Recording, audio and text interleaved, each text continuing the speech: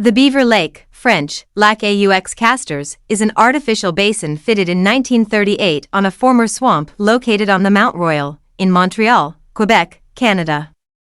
It was designed by architect Frederick Todd. It takes its name from an old beaver dam discovered during the work.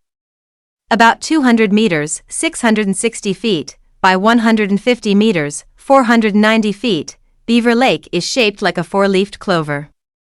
It was traditionally used an outdoor rink in winter, but this practice was ended in 2017. Built between 1956 and 1958, inaugurated in 1961, the Pavilion is located west of the lake. Designed by architects Hazen Sis and Guy Desbarats of Montreal-based architectural firm Arcop, it was considered one of the most innovative buildings in Montreal, with a corrugated roof and large windows.